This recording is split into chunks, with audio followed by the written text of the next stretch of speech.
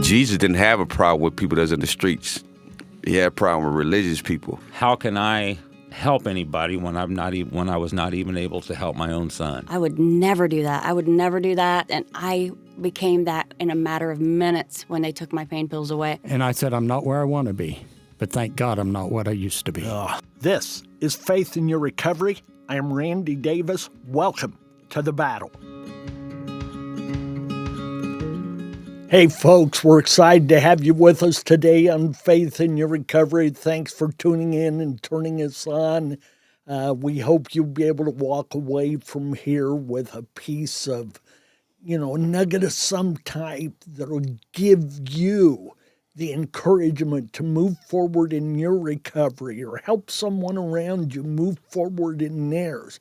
Our guest today is Carrie Garrett. Welcome, Carrie. Hi, nice to be here. We look forward to what you have to share. She and I have been able to chat here for a few minutes. We're into it. We're ready to get rolling. So let's go ahead with it, Carrie. Okay.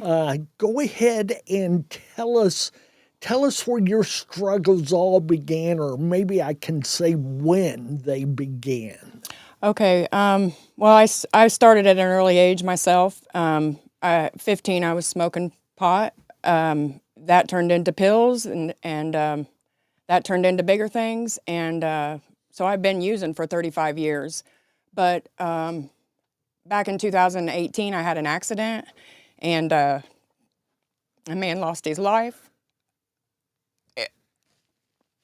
And that started it. We're going to get to that here in a little bit, okay?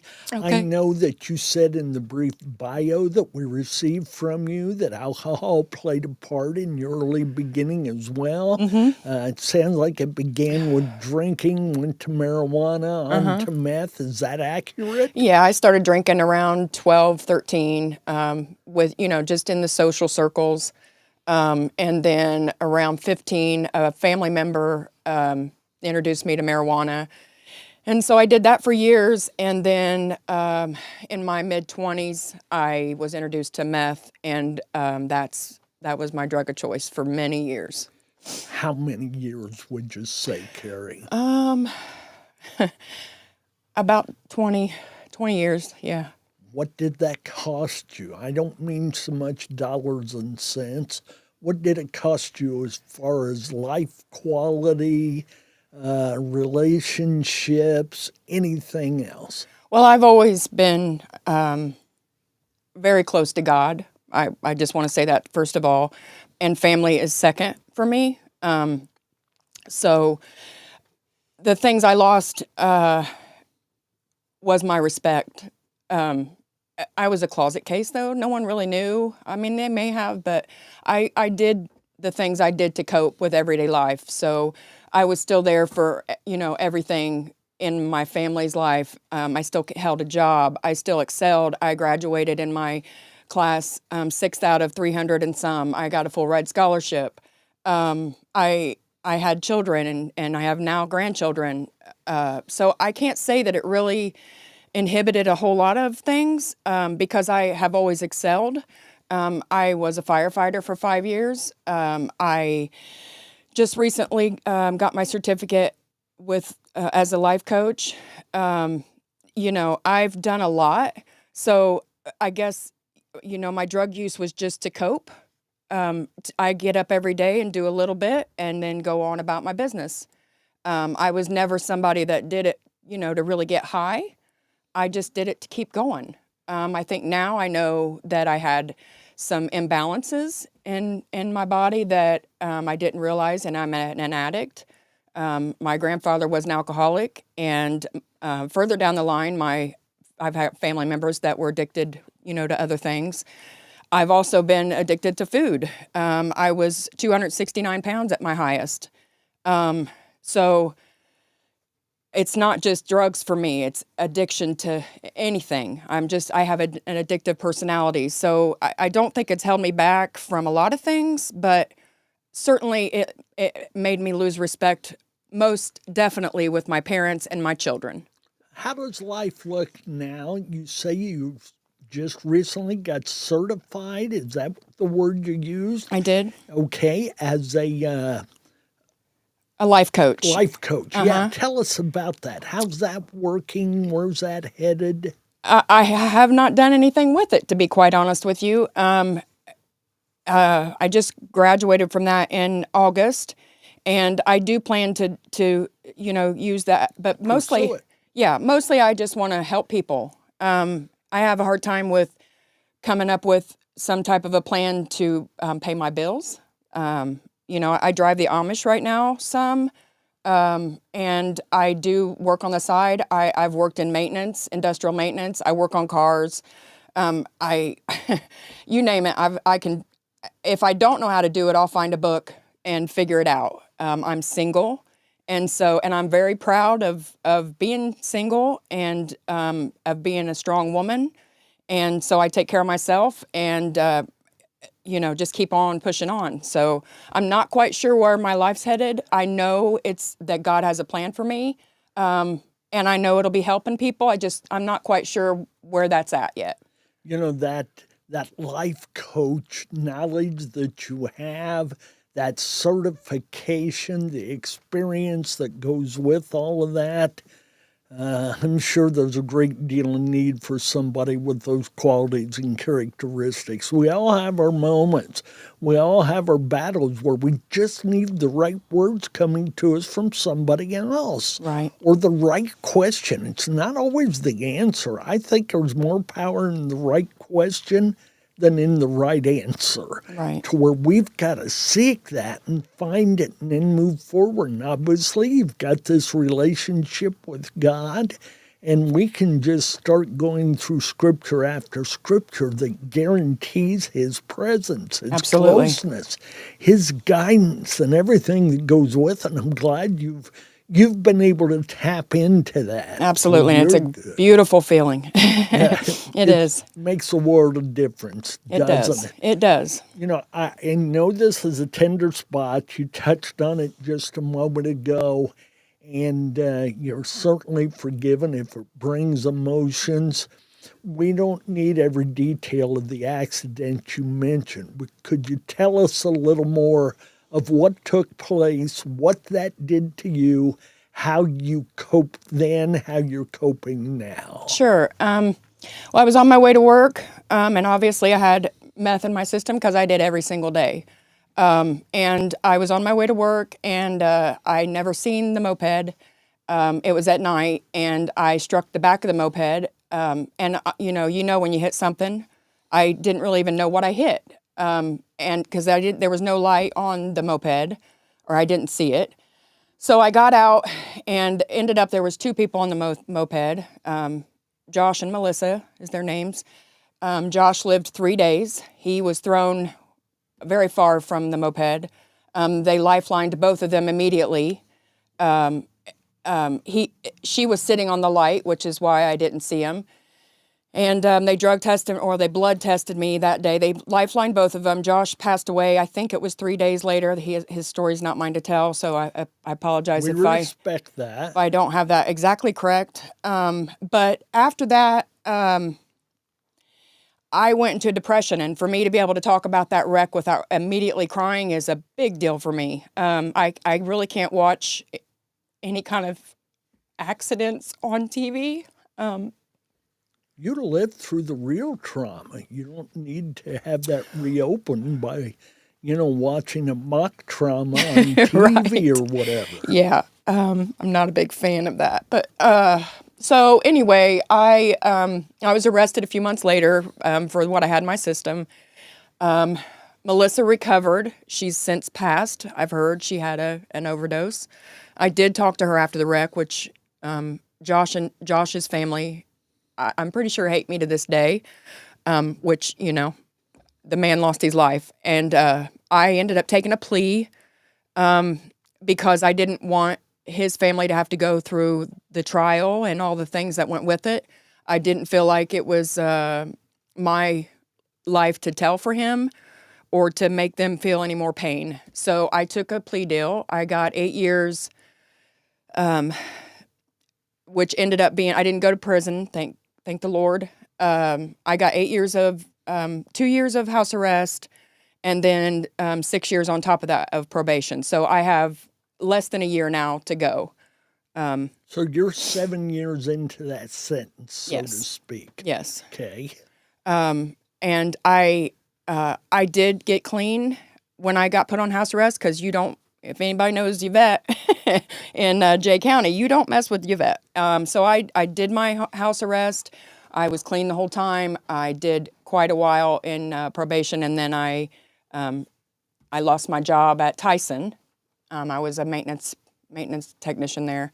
I dropped a tool in the machine. I lost my job, and and both my parents at about the same time, not about a year apart, got cancer. And I slipped, and I started using again, and then I had a dirty drop. And so I was sent back to jail for 35 days, which thankfully the judge was lenient with me. He could have sent me to prison for the whole 8 years. So I was super lucky then, and since then when I had the dirty drop, I got clean. That day was the last day, which was September 9th of 2024. I went directly to the drug coalition there in town, and I just quit cold turkey, and I don't miss it. I went to jail clean. I'm so proud of that. And, I've just been one foot in front of the other since then. So help me with the math. How long have you been clean? Since September 9th of 2024. So about a little over 9 months, I think. 10 months. We're going to be at a year before too long here, yeah? Right, yeah. And I'm super proud. Yeah. Congratulations. Thank you. Indeed, you should be. Thank you very much. I can't imagine what that battle's been like. And be honest with you, when I decided I was done, I was done. what made you decide you were done? Was it the accident, or was it something other than that, or along with that? Well, I quit after the accident, and I will say that it wasn't my fault that the accident happened, in my opinion. She was sitting on the moped's light, and I couldn't see it. It should have, it was destined to happen, in my opinion, but he was also under the influence at the same time. So when I was sentenced, even after the accident, it didn't affect me like that, because I had for so many years been an addict, and I knew that my senses weren't, it wasn't because I was on something that the accident took place, is what I want to say. Because I had worked for years and been on, methamphetamines. I fought fires on methamphetamine. So, if anything, it heightened my senses. But I'm sorry, what was your question? No, it just goes back to the idea, what was it that got you to make, what was the lights on moment? What helped spur you toward recovery? Okay, well, when I had the dirty drop, I had to tell my family. That was super important for me to be honest about it. And when I told my daughters, they both said that I had chosen drugs over my family. How old were your daughters at that time? That was just back in November. So my oldest is 31, I do believe, and my youngest is 25. Okay. But it was reality in that, realizing that to everybody else, I had chosen drugs over them. And my whole life, I've always told myself that family's first. So when the reality of that hit me, I was done. That was it. So it wasn't hard for me. That's what I was saying. It wasn't hard to let it go. When I realized what I had made my family go through and feel because of my addiction, I didn't want to do it anymore. You obviously had to be personally ready to drop it all and to move forward. Yeah. Because you're not the first who's been told that, and sometimes it has worked, other times it's made no difference whatsoever. But it certainly sounds like it hit you in the heart and in the head, and you reasoned, they think this, whether that was my choice to do that or not. Right. This is what it looks like. Right. I was disappointed in myself at that point. Because before that, I didn't realize how I mean, I knew it was important to me. I had said for years, I'm not quitting. I don't need to. You know, it was just an everyday thing. I didn't do it to get high. I just did it to maintain my life. So it wasn't hard for me to just quit immediately and be done. And now, you know, that I look back on it, I quit one other time only because I was forced to. And it was hard because I was forced to. You know, somebody said you have to quit, and I was put on house arrest, and you can't do that stuff on house arrest. But when I decided that I was done, it wasn't hard. How long ago was it that you were, quote, forced to? That was back in 2019, after my sentencing. Yeah, when I was put on house arrest. So yeah, that's when I was forced to quit. And it wasn't until I, you know, realized how many people I'd hurt, and I had to tell my dad the truth. That was one of the hardest things I've ever done. And I left him a voicemail. But I was honest, and that's all that mattered to me. So, yeah. Where are you and your dad at today relationally? I love both my parents very much. I've been super blessed with amazing parents. And they, like I said, they live right next door. And I see them most every day. My dad and I just went to Indianapolis yesterday. So he's battling cancer. My mom she had stage 4 lung cancer and is now cancer-free. So my parents mean the world to me. We are very close. And my dad, when I was growing up, he always used to say, you know, I'm a city official, so you have to make sure that you don't do things that, you know, city officials' daughters wouldn't do. And so I think that was a big part of why I was always in the closet with, you know, what I did. I didn't do drugs around Dunkirk much. I had friends out of state in Ohio. That's where I went to get mine. And I didn't share that with people in Dunkirk. In fact, on the way over here, a friend said, you know, I didn't know you did drugs. You didn't seem like the type. And there's all of it. There's all types. You know, there is drug addicts and alcoholics and food addiction and you name it in every walk of life. Absolutely, regardless of the socioeconomic status or any other status. It hits everywhere. Yeah. Every community. Absolutely. Every race and culture. Almost every family. Somebody's got somebody in every family. My goodness, when I fill in at a church, I will many times tell the A Better Life, Brianna's Hope story, and I begin with the question, how many of you know someone or have a loved one who struggles with addiction? And it's always 75% of the hands up or more. And the same thing when we speak at a school. Yeah. 75% of the students there know somebody into drugs or have a loved one or have lost a loved one to drugs or a mental health condition. Right. So it's... yeah, it's everywhere. Absolutely. What are the disciplines that you employ today that help you stay above falling back into that addiction? Well, that won't happen, like I said, because I wanted to lay it down. And that is another thing. I'm a firm believer in lay it down at the cross. So when things burden me, I lay it down. And I remind other people of that, you know, when they're going through it and they're stressing out. You know, just lay it down because God will take care of it. So that's a big one for me. And, you know, lately I've never really hung out in circles or had big amounts of friends, but lately I am more alone than I've ever been. And I know that that's because God is clearing it out for me. You know, I have to make a room for him. So that's the hardest thing lately. Is the alone, you know, being alone, which I'm never alone, but... I love what your comment was when I asked the question, what's keeping you from it? You immediately said with comments, that's not going to happen. That's just like, boom, there it is, and here I am, and no, that's not going to That's happen. not going to be again. No, in fact, I've been around a couple of friends that are still in active addiction that did it right in front of me. And I,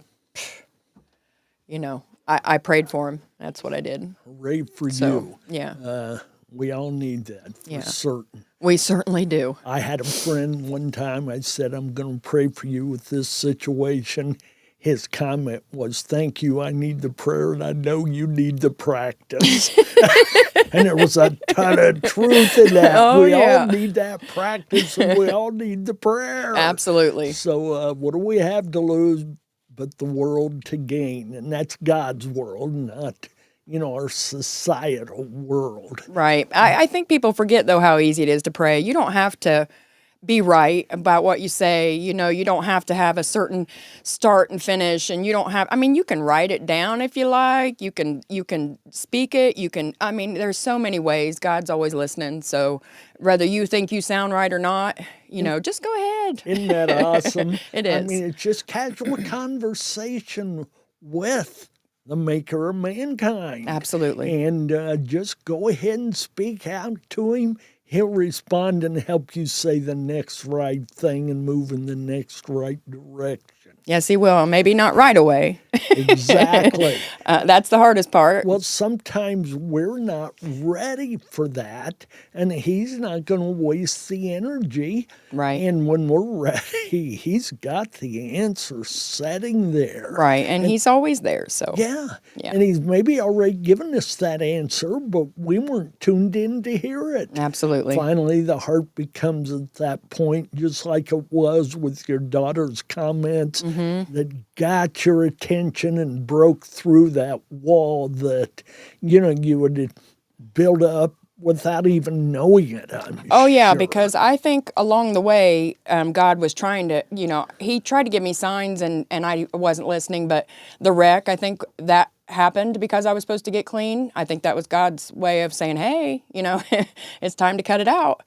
And then after that, the friends that I had that were my dealers, I guess if you want to say, they are both sitting in jail as we speak. And I couldn't help but think that was God's way of, making me get clean, even though that's not what made me get clean. But there's been roadblocks along the way that I just ignored. So I'm sure that it took him a good long time to get me to pay attention. And at the same time, I know that I had to live through all of that to get where I am today so that I could help other people who are battling those things. Because unless you're an addict, unless you've been through it, you really don't know. You really don't know what it's like. I hear a lot of people say, and I don't want to make anybody mad, but I hear a lot of people say, well, I did that when I was in addiction, or I lied to people when I was in addiction. That I did it because I was on drugs, or, I know that we make the wrong choices when we're on something, when we're influenced by things that we're not supposed to be doing. But at the same time, I've always been a good person.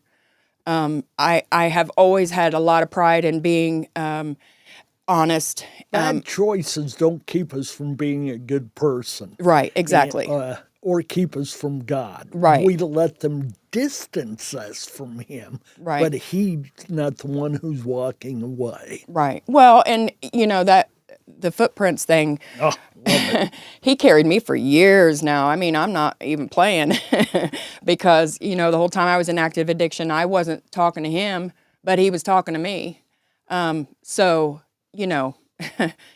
that's where we learn from our mistakes, and every day I learn something new. And, like I said, I wouldn't be where I am today had I not been an addict. So What kind of advice would you give to someone's daughters who maybe their mom is showing the same behaviors and actions you did during your addiction? What would you say to those girls? be brutally honest. And that's hard to have someone do that. But at the same time, you might not say the right thing for a very long time. You might try and try and try to say the right thing, but it's not going to click until you say the right thing. So just, don't give up on them, and be gentle, because most people don't have a choice about it. Yeah, people think that, they had a choice on whether they started or not. And, but nobody wants to be addicted to something, Exactly. We don't choose to be addicts. And I've heard people say that you do choose, but I don't believe that. It happens to some people, just like a food addiction or an alcohol addiction, which I've had all three. Some of us just have addictive personalities. So we just need people to listen if we reach out to them and to not give up, We make the choice for a one-time action that immediately becomes a second-time action, and it's soon led to multiple times Right. and becomes a present lifestyle. Right. We didn't choose to let it get away from us, but we didn't know the power of it then. Right. And I have a cousin who I just recently seen. She lost her grandbaby, but she said to me when I told her, she asked me, because I told her I had been clean since September, and we hadn't seen them for a long time. It was my mom and I, and then the three girls, my cousins. And she said, I said, I'm a recovered addict. I've been clean since, September 9th, which is my sister's birthday, by the way. But she said, well, what's your drug of choice? And I said, meth. And she said, oh, honey, you're too good for that.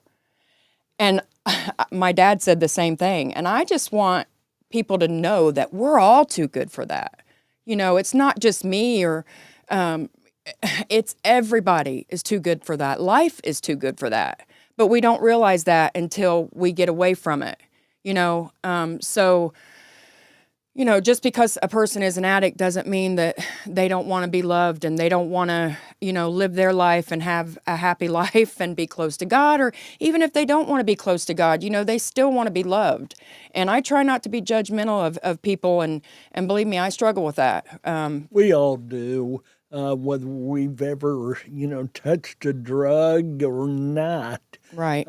Judgment is a fault for most everybody, your Right. host included. As much as I hate to admit that, okay? Okay. I have my feelings in certain situations about certain individuals, and it's not my call. Right. I've got to remember that and to love them through it Right. and to love them above it. Right. In spite of it, with it, I don't care. Right. But God doesn't separate us. It speaks of him separating the goat from the sheep, but we can choose which one of those we want to be. Right. And where we want to stand on his side. So, yeah. I just try to remember, and I'm here to love all things, and I believe that love is all and all is love. And so if you can just,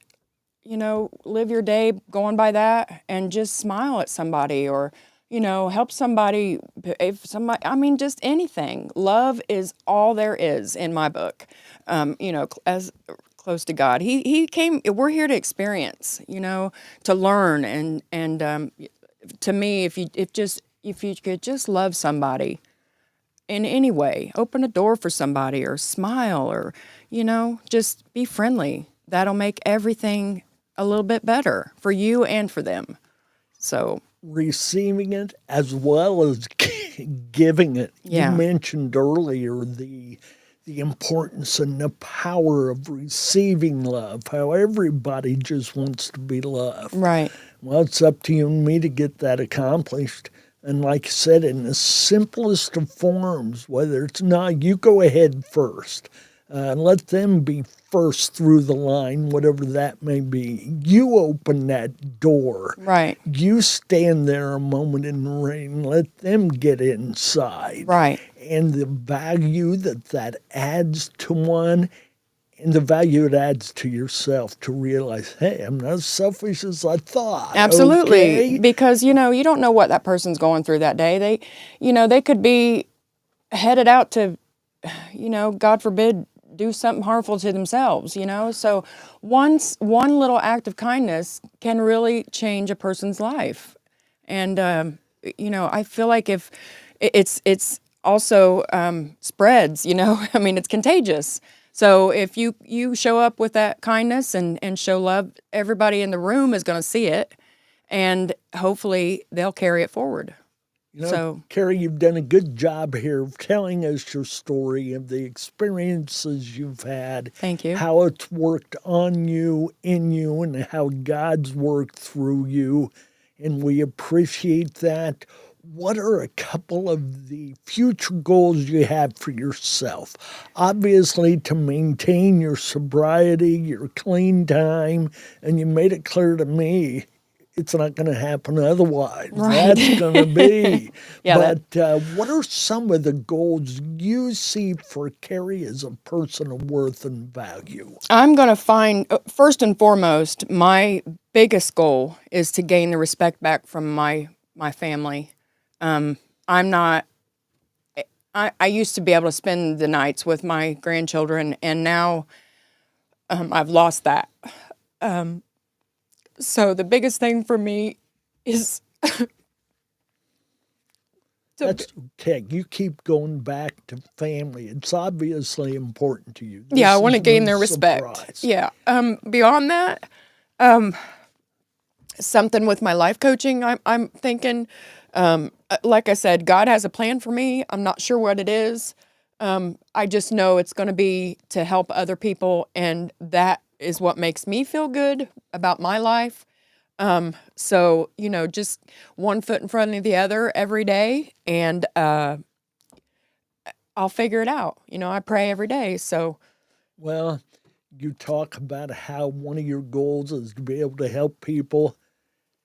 Let's just say 2 months ago, did you see yourself ever doing a podcast, ever sharing your story publicly to this many people? and actually, Gina asked me if I wanted to, or maybe it was Candy, I'm not sure. And it was when we were in Biloxi, Mississippi. And I was like, I'm not ready for that. I have to be doing something to show that I'm doing something, because I'm so out of wits or whatever sorts about what I want to do or what I'm going to do in my life. So I said, maybe on down the road, when I'm more comfortable with my professional status or whatever. But I was sitting out by the lake one day and I was watching a podcast. Actually, it was Nate and Harley, and God spoke to me and said, do it. So I called Candy, and before I knew it, here we are. Yeah. So no, I didn't anticipate doing it. This is one of those ways of helping people. I am convinced, or at least it is our absolute goal, to touch, change, and save lives. Absolutely. Through this podcast, spiritually save them through Christ. Right. We recognize that comes from Him, that we're just the vessels, the tools, Right. the instruments in between. But physically, we strive to save lives as well, to get them to turn away from that drug, Absolutely. to find sobriety. And it takes stories like yours, because somebody's out there going, I know that story. It's mine. Right. I've lived that. I've had my girls tell me that. Yeah. I've had this, that you have mentioned, or that you have mentioned. Right. So I have no question people can relate, and what you're sharing does indeed make a difference. So this is your diving board. Thank you for your willingness to come in. Well, thank you for having me. Oh, absolutely. Yeah. So what kind of advice would you like to give to folks out there who are struggling with their own addiction, trying to consider the idea of recovery? Where do you start? What do you do? You have to reach out. And I know it's hard to go to meetings and, be a part of things like Brianna's Hope and Alcoholics Anonymous and, whatever there is out there. But to be honest, that does help. Just being able to be somewhere where everybody else is, dealing with something, and it helps to be there for other people and to share your stories. And so I would suggest, just to reach out, just go to a meeting, because they're not all the same. And, you might go to Brianna's Hope in, say, Albany, and you don't feel comfortable. And then you go to the one in Portland and you think, oh, wow, this is my soul family right here. So, don't give up after you went to the first one. Go to another one and then go to another one. Just one foot in front of the other and, find your faith and just keep going. Tomorrow's a new day. So I think back to the television program Cheers and the idea of going somewhere where everybody knows your name. Right. That's up to you how much you share your name, but you'll come to know each other by relationship, Right. by experience, by being able to relate because somebody else has been where you are, where you were, and where you want to be. Exactly. And a lot of times, there's so many different ways to look at it because some people don't want to share their story with people that they know, oh, I'm not going because I know those people, which is fine. We're all different. That's why I'm saying if you don't, if you go to a meeting, you don't care for it or you feel out of place, go to another one because somewhere out there's a place for you. I can speak on behalf of A Better Life, Brianna's Hope, and tell you that we have 43 chapters. That's amazing. Throughout Indiana and Western Ohio. There's one that'll fit. We're not a 12-step program. There are 12-step programs. Right. We are not anti-12-step. We are just an other option. Right. And in my experience, Brianna's Hope is the most non-judgmental group of people I've ever met. I love hearing that. They are. Thank I you. mean, it doesn't matter what you have done. They are there with open arms. And it's such a loving feeling at the meetings. Everyone I've ever had contact with are just amazing people. And I knew Brianna. Nikki was one of my really good friends, and that's her aunt. So, Brianna and I ran in the same circles, and for her to have that kind of honor in her name is amazing. So thank you Well, for all that you do and have done. the family has been so supportive since day one. Oh, they're amazing. Since we got together, and the opportunities they've given us, the permission, the carte blanche, tell the story. Yeah, they're a beautiful family. Oh, they're They are amazing, yeah. And they're from Dunkirk, so. yeah. So it just shows a small town has a place. That's right. Okay? That's right. And so together we continue to move forward, and with the help of people sharing their stories like you have here today. We're close to the end of our time here. Okay. Is there anything you'd like to wrap it up with, Carrie? Anything else you'd like to say or comment? I just want to say that if anybody, I'm here for people. So if you need a friend and you don't know where to turn or you're going through it, I'm on Facebook, Carrie Sue. So it's not going to cost you nothing to get a hold of me. And, if you need a friend, then I'll be there for you. So, I don't know what that entails or what anybody needs or, and reach out because, we're here for each other and there are good people left in this world. So, Amen. Yeah. And it is extremely difficult to get through on your own. Right. You've got to, you were in it with a group. Yeah. Okay. You had your buds that you partied with Right. or drank with, whatever the case may be. Now you can go with some of those same people and find recovery and encourage each other. Yeah, and 'cause build each other up. The group of girls that went to Mississippi, they are forever my circle. I mean, them women are amazing. How many of you were there, Carrie? Let's see, 2, 3, six or 4, eight? 5, 6 of us. Okay. And I tell you, the bond I have with those ladies will never be gone. They are amazing, and that was just we were there to promote this podcast, Faith in Your Recovery, and I had the time of my life. Tell them what the event was. It was, if you will. we did the Feed the Sheep first, which was, handing out the bracelets for the all-day concert the next day. It was an all-day concert, and Outreach at the beach. yes. Yes? And God was in the house. That's only how, I don't know how to explain it. I cried that day several times. They helped so many people. It was just amazing to me. And the things that I seen while we were there was so awesome. So yeah, anytime you can go to one of those events, you should go. Amen. We've got a Hope Fest coming up in September. I'll be talking more about it. Come join us. Thank you for joining us today. Thank you, Carrie, for your time. Thank you. For being so real and raw, transparent. We appreciate your spirit, your heart, and your continued battle to stay above. We need folks we can look up to, and you're one of those. Oh, thank you. And out there, any of you who are listening, please just subscribe and like us. That'll help encourage us. We're going to stay in the battle. And as always, our invite to you, stay in the battle. God bless. Thank you. Amen. Thank you.